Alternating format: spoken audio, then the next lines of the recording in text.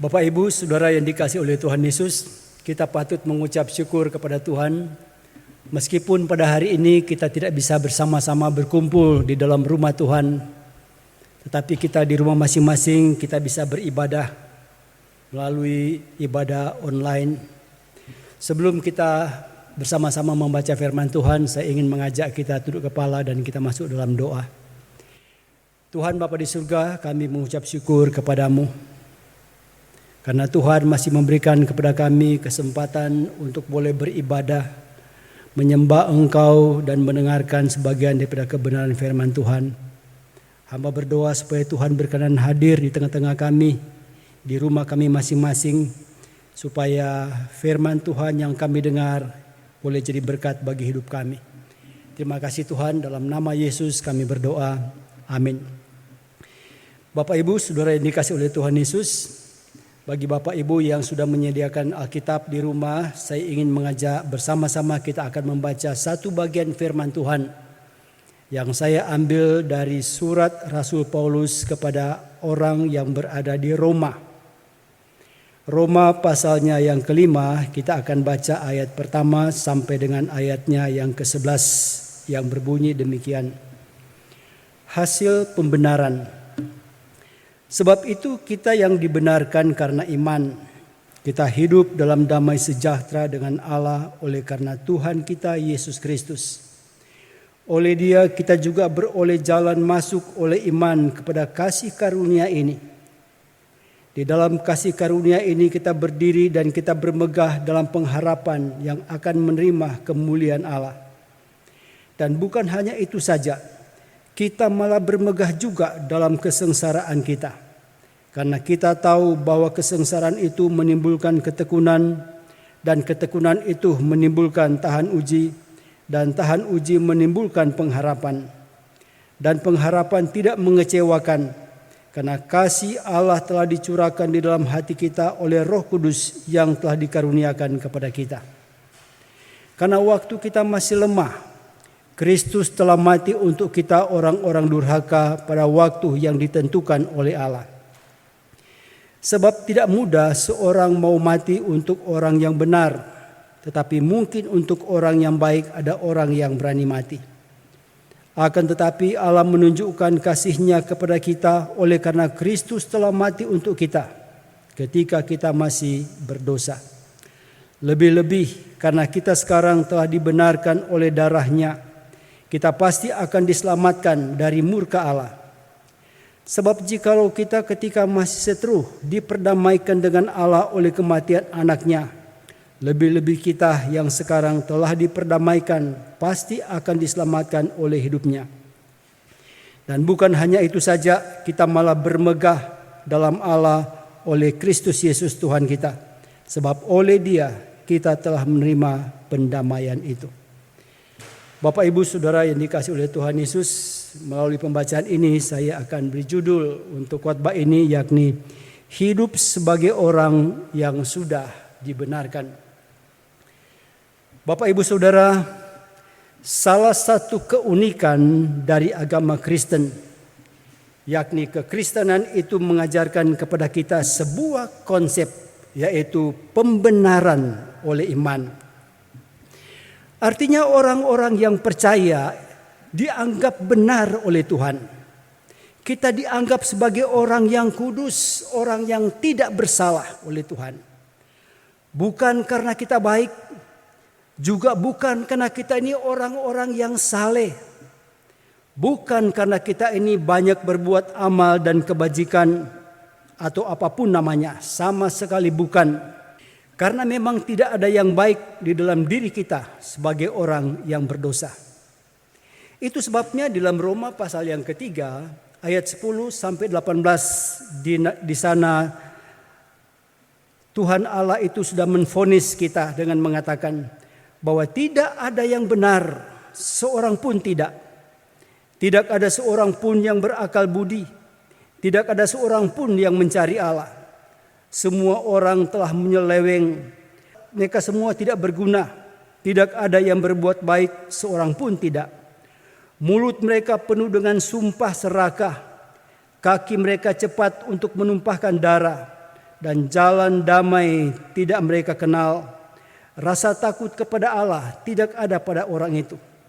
Kemudian di ayat 23 sebagai klimaks, di sana kita dihakimi oleh Tuhan dengan mengatakan, karena semua orang telah berbuat dosa dan telah kehilangan kemuliaan Allah. Tetapi tidak sampai di sana, saudara. Di dalam perjanjian lama kita juga dengar suara dari Nabi Yesaya yang tidak tanggung-tanggung mengatakan, dia berkata, demikian kami sekalian seperti orang-orang yang najis dan segala kesalehan kami seperti kain kotor. Yesaya 64 ayat yang ke-6. Saudara, kalau kesalehan kita saja yang seringkali kita tonjolkan, kita banggakan, seolah-olah kita ini adalah orang-orang yang saleh, orang-orang yang alim, orang-orang yang benar. Tetapi ternyata di hadapan Tuhan semuanya itu tidak berguna. Dan kita dianggap hanya seperti kain yang kotor. Karena kita tidak memenuhi standar kekudusan dari Tuhan. Nah, kalau begitu apa yang kita bisa banggakan dari dalam hidup kita di hadapan Tuhan? Apakah kain kotor semacam itu bisa masuk ke dalam surga? Tentu saja tidak, saudara. Nah, kalau tidak, lalu apa yang harus kita perbuat supaya kita berkenan kepada Tuhan? Jawabnya tidak ada. Tidak ada sesuatu apapun yang bisa kita kerjakan atau kita usahakan supaya kita bisa berkenan kepada Tuhan. Memang tidak ada, saudara. Itu sebabnya Tuhan Allah sendiri yang mengadakan intervensi. Dia campur tangan untuk menyelamatkan kita manusia yang sudah berdosa ini. Saudara, untuk memahami ini saya coba memberikan sebuah ilustrasi. Ada seorang anak muda, dia itu bermain-main.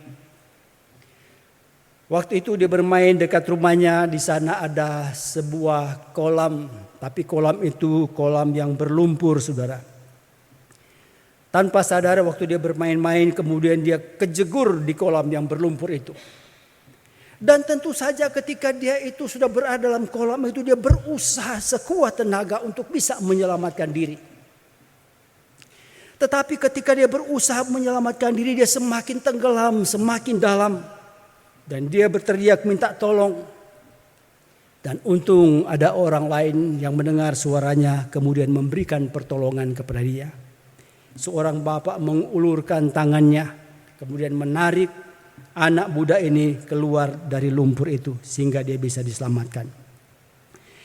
Saudara, itulah yang Tuhan Allah lakukan kepada kita manusia. Karena dia tahu bahwa kita manusia ini tidak mampu dan tidak bisa untuk menyelamatkan diri kita sendiri dari dosa. Maka dia datang, dia mengulurkan tangannya yang penuh kasih. Dengan cara dia mengutus anaknya yang tunggal, yakni Yesus Kristus, untuk menyelamatkan kita manusia dari belenggu dosa ini. Saudara, misi Allah yang besar ini kita itu bisa baca di dalam Injil Yohanes pasal yang ketiga ayat 16 yang berbunyi, karena begitu besar kasih Allah akan dunia ini, sehingga dia mengaruniakan anaknya yang tunggal, supaya setiap orang yang percaya kepadanya tidak binasa, melainkan beroleh hidup yang kekal. Nah, dari ayat ini ada dua hal yang disampaikan oleh Yohanes.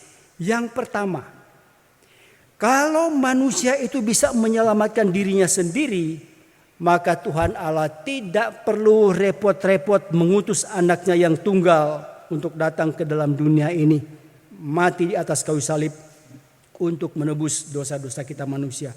Tidak perlu, saudara, kalau manusia mampu untuk menyelamatkan dirinya sendiri. Yang kedua, dari ayat itu kita melihat bahwa Yohanes mau tunjukkan kepada kita betapa besar kemurahan hati Allah kepada kita manusia yang berdosa ini. Meskipun kita seringkali memberontak kepadanya, kita melukai hati Tuhan dengan sikap dan tutur kata kita. Tetapi kasih dan kemurahan Allah yang besar itu, maka dia rela mengampuni segala dosa dan kejahatan kita. Itu yang disebut dengan kasih karunia. atau dalam bahasa lain disebut sebagai anugerah Allah. Jadi dengan anugerah atau kasih karunia Allah yang begitu besar, maka Dia membenarkan kita. Dia menganggap bahwa kita ini tidak bersalah karena iman kita kepada Kristus. Saudara, kebenaran inilah yang diajarkan oleh Rasul Paulus kepada orang-orang Kristen yang berada di kota Roma waktu itu dan juga untuk kita sekarang ini. Dalam Roma pasal yang kelima ayat 1a Paulus katakan, kita sudah dibenarkan oleh iman. Dan hasil dari pembenaran itu kita pun sudah rasakan sekarang ini. Nah, apa itu saudara? Yang pertama, kita hidup di dalam damai sejahtera dengan Allah.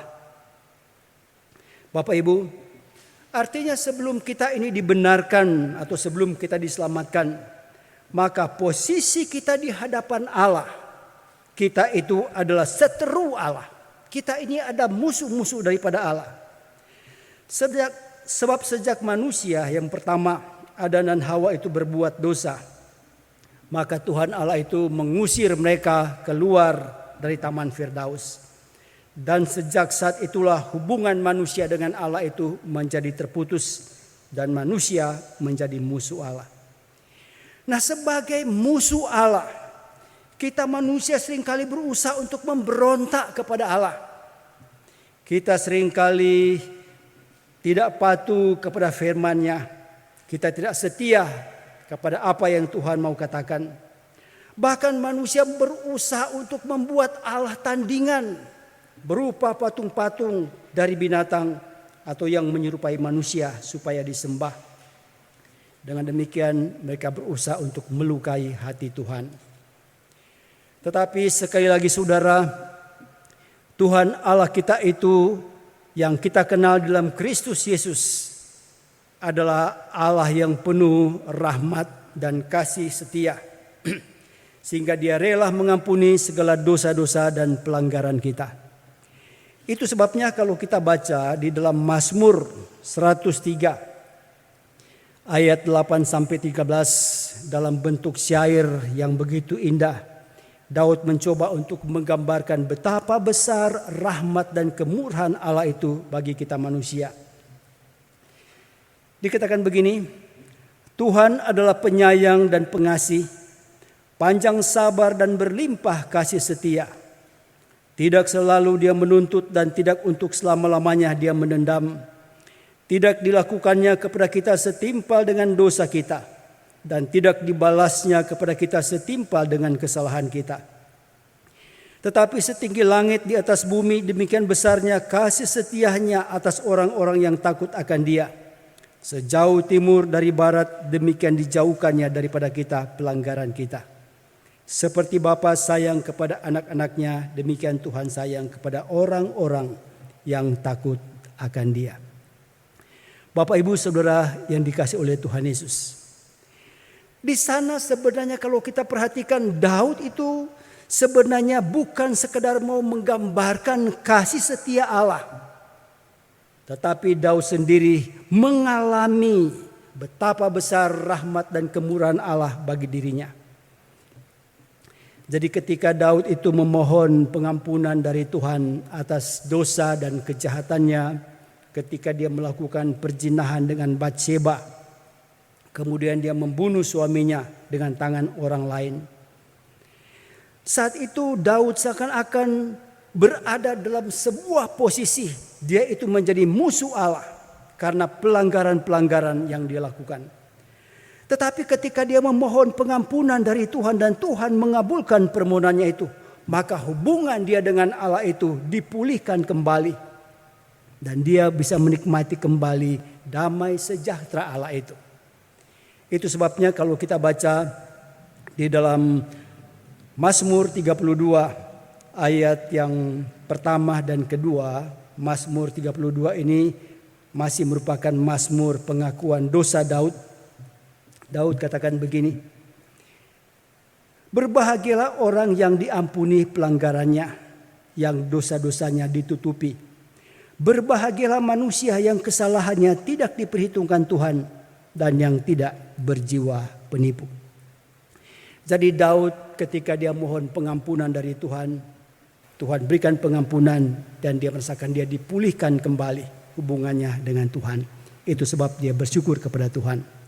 Bapak, Ibu, Saudara, bukankah dalam kehidupan kita bersama kita seringkali mengalami hal yang demikian di dalam hidup kita? Ketika kita dengan tidak sengaja atau mungkin kita sengaja kita melakukan suatu kesalahan kepada seseorang, lalu kita dimusuhi. Kalau ketemu di gereja kita itu diplengosi, saudara. Ya. Kalau kita nyopo dia tidak mau memandang kepada kita. Maka perasaan kita itu menjadi tidak tenang, saudara. Kita merasa gelisah pada waktu kita tidur, bahkan makan pun rasanya itu tidak enak. Tetapi ketika kita sadar dan kita meminta maaf kepadanya dan maaf kita itu dikabulkan, maka hubungan kita dengan orang itu menjadi pulih kembali dan kita menikmati kembali damai sejahtera itu di dalam hati kita. Begitu juga kita dengan Tuhan. Ketika kita datang dan memohon pengampunan kepada Tuhan dan Tuhan itu mengampuni kita, maka kita menikmati kembali damai sejahtera dari Tuhan di hati kita. Yang kedua, hasil pembenaran ini dikatakan kita itu beroleh jalan masuk kepada Allah. Di dalam ayat yang kedua bagian A, di sana kita baca begini. Oleh Dia kita juga beroleh jalan masuk oleh iman kepada kasih karunia ini. Bapak Ibu, di dalam kitab Yesaya pasal 95 ayat 1 dan ayat yang kedua, di sana mengatakan begini. Yesaya 59, sesungguhnya tangan Tuhan tidak kurang panjang untuk menyelamatkan, dan pendengarannya tidak kurang tajam untuk mendengar.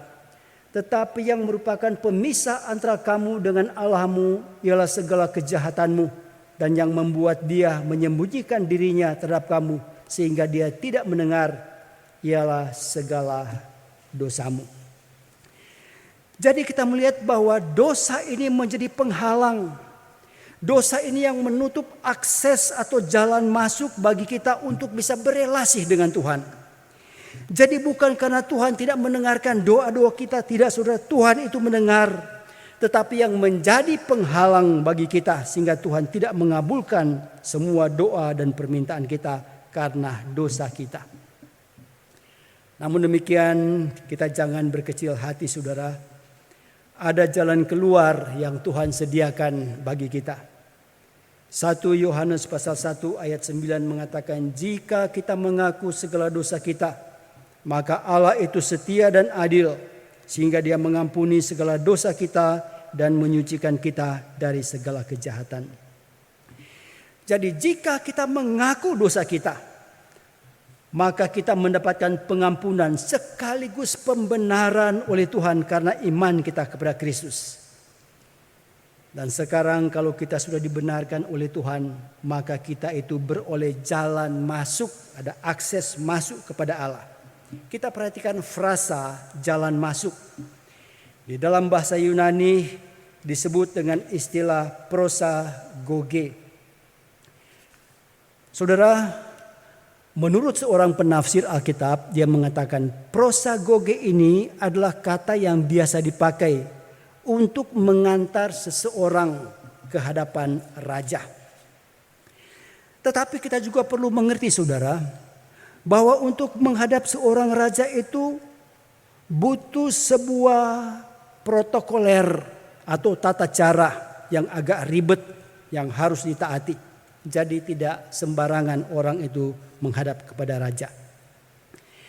Tapi lain halnya kalau seorang anak raja dia mau ketemu dengan papanya, maka dia tidak perlu terikat dengan protokoler tata cara di dalam kerajaan. Kapanpun dia mau, dia bisa. Satu kali, saudara, ada seorang anak kecil. Dia itu sedang bermain-main dengan temannya. Yang kebetulan temannya itu adalah seorang anak dari rakyat biasa. Nah, sehabis bermain, kemudian anak ini mau kembali ke istana dan dia kepingin bertemu dengan papanya. Ketika dia mau memasuki gerbang istana itu, maka pengawal istana itu mencegat anak itu. Tapi ketika dia melihat bahwa anak desa itu digandeng oleh si anak raja itu, maka pengawal itu tidak bisa berbuat apa-apa sehingga mereka berdua masuk ke dalam istana. Bapak Ibu, demikian juga dengan kita. Kalau kita itu sudah dibenarkan oleh Allah karena iman kita kepada Kristus Yesus, maka kita pun beroleh jalan masuk atau prosagoge itu untuk menghadap takhta hadirat Allah yang kudus. Karena kita diantar oleh anak Allah, yakni Yesus Kristus. Kapanpun kita mau datang kepada Tuhan, kapanpun kita mau berdoa kepada Allah Bapa kita di surga, ada akses masuk, ada jalan masuk, yakni melalui Kristus Yesus Tuhan kita. Hasil pembenaran yang ketiga, saudara, yakni pengharapan akan kemuliaan. Di dalam ayat yang kedua bagian B dikatakan, di dalam kasih karunia ini kita berdiri dan kita bermegah dalam pengharapan akan menerima kemuliaan Allah. Ada seorang pendeta yang bernama Warren Wiersbe. Dengan sangat baik dia mengatakan bahwa damai sejahtera Allah adalah pengalaman yang indah yang kita peroleh ketika kita dibenarkan di hadapan Tuhan pada masa yang lampau. Sementara dikatakan jalan masuk kepada Allah itu adalah kita berbicara pada masa kini, saudara. Setelah kita dibenarkan oleh Tuhan, maka kita ini punya hak prerogatif, punya hak istimewa untuk masuk ke hadirat Allah, dihantar oleh anak Allah yang tunggal itu. Sementara pengharapan akan kemuliaan itu berbicara tentang masa yang akan datang. Pada waktu kedatangan Tuhan yang kedua kali, maka kita juga akan diangkat di dalam kemuliaan Tuhan. Itu sebuah pengharapan kita. Itu yang dinanti-nantikan oleh setiap anak-anak Allah, supaya satu waktu mereka bisa dimuliakan dan mereka hidup bersama-sama dengan Tuhan di surga. Yang terakhir, hasil pembenaran ini memang rasanya kurang enak untuk didengar. Paulus katakan kita bermegah di dalam kesengsaraan. Dan bukan hanya itu saja, kita malah bermegah juga di dalam kesengsaraan kita, kata Paulus dalam ayat yang ketiga. Bapak Ibu, di dalam kitab Filipi, surat Filipi pasal 1 ayat 29, di sana Paulus mengatakan, kepada kamu dikaruniakan bukan saja untuk percaya kepada Kristus, melainkan juga menderita bersama-sama dengan Dia. Jadi di ayat ini kita melihat bahwa percaya dan menderita untuk Tuhan itu sudah menjadi sebuah paket yang tidak bisa dipisah-pisahkan yang diberikan kepada kita. Jadi kita tidak bisa menerima sesuatu yang baik dari Tuhan, tetapi kemudian menolak sesuatu yang kita anggap tidak baik. Tidak bisa, saudara. Dikatakan justru kita ini bermegah, kalaupun kita harus menghadapi tantangan dan kesulitan itu di dalam hidup kita. Memang tidak mudah untuk kita lakukan. Untuk mengatakan mungkin sesuatu yang mudah, tapi dalam praktek itu saya katakan bukan sesuatu yang mudah. Bapak Ibu yang dikasihi oleh Tuhan Yesus, kita perhatikan kata kesengsaraan dalam ayat yang ketiga. Kata ini dalam bahasa aslinya secara harafiah berarti tekanan. Ya, secara harafiah berarti tekanan. Jadi Paulus mau katakan, meskipun kita ini sudah dibenarkan oleh Allah, dan sekarang ini pun kita bisa menikmati damai sejahtera itu dengan Allah, kita ini mempunyai prioritas untuk menghadap Allah tanpa hambatan. Bahkan kita punya pengharapan akan kemuliaan Allah pada masa yang akan datang. Tetapi sebagai manusia yang masih hidup di tengah-tengah dunia ini, maka kita tidak dapat menghindari diri dari tekanan-tekanan hidup atau kesengsaraan yang dikatakan tadi. Tekanan hidup itu bisa berupa sakit penyakit, Bisa berupa kematian, kemiskinan, kesusahan, penganiayaan, dan seterusnya dan seterusnya. Semua tekanan ini diizinkan Tuhan untuk kita alami, justru untuk memproses hidup kita ini supaya menjadi semakin baik. Tapi dengan catatan saudara, kita harus bijak untuk mengelola tekanan-tekanan hidup ini dengan baik. Kalau kita bisa mengelola tekanan hidup itu dengan baik, maka semua itu akan jadi berkat bagi kita. Karena itu Paulus katakan kesengsaraan itu menimbulkan ketekunan. Ketekunan itu menimbulkan tahan uji. Dan tahan uji menimbulkan pengharapan. Dan pengharapan itu tidak mengecewakan. Itu sebabnya Paulus mau mengajak kita. Bagaimana menyikapi tekanan-tekanan itu. Atau yang disebut dengan sengsara itu dengan sikap yang positif. Bukan sikap yang negatif. Sebab kalau kita bersikap negatif, ketika kita menghadapi tekanan, mungkin kita mengeluh, mungkin kita menangis, maka kita akan terjerumus semakin dalam kesulitan itu. Karena itu kita dengar apa yang dikatakan oleh Salomo dalam Amsal pasal 24 ayat 10. Jika engkau tawar hati pada masa kesesakan, maka kecillah kekuatanmu. Artinya ketika kita berhadapan dengan tekanan-tekanan hidup di dalam dunia ini, lalu kita itu kecil hati, maka kita itu sudah kalah sebelum kita berperang. Karena itu Paulus mau mengajak kita menghadapi tekanan hidup dengan sikap yang positif. Itu sebabnya dikatakan bermegah di dalam kesengsaraan. Saudara, bermegah di dalam kesengsaraan ini akan membuat kita punya sebuah kekuatan yang baru ketika kita menghadapi tekanan-tekanan hidup di dalam dunia ini. Kiranya firman Tuhan ini jadi berkat bagi kita.